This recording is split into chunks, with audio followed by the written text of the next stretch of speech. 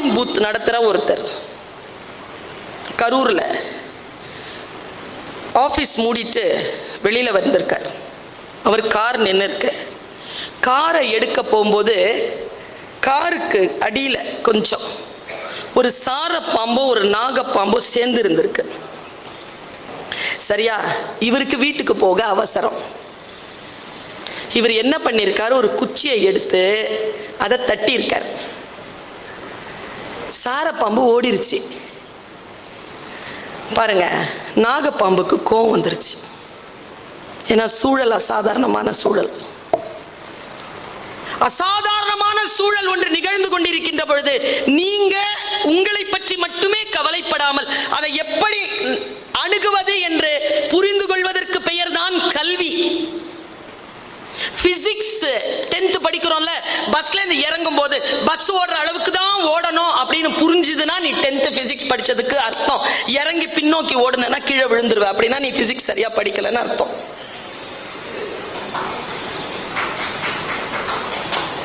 படிப்புங்கிறது என்னதுங்கிற நான் நம்ம சூழல்ல எல்லாம் நல்ல மார்க் வாங்கிட்டு ஏதோ யூபிஎஸ்சி பாஸ் பண்ணிட்டு இந்த மாதிரி கலெக்டர், ஐஎஃப்எஸ், ஐஆர்எஸ், நீட்டு படிச்சு டாக்டர், மற்றவங்க எல்லாம் யாருங்கிற நான் எல்லாம் படிச்சவன் இல்லையா? அவனுக்குலாம் அறிவு எல்லாம் ஒரே பக்கத்துல போய் ஓடக்கூடாதுங்கிறதுனால சொல்றேன். கோவம் வந்துருச்சா நாகப்பாம்புக்கு? அது என்ன பண்ணிருக்குங்க, அப்படி வேகமா சுத்தி படம் எடுத்திருக்கு பாருங்க முன்னால. அதை பார்த்து பயந்துட்டாருங்க. பயந்து பின்னால ஓடி வந்தார் பாருங்க. கால் தடிக்கு விழுந்து தலையில் அடிபட்டு இறந்துட்டார். பாம்பு கடிச்சு இறக்கல.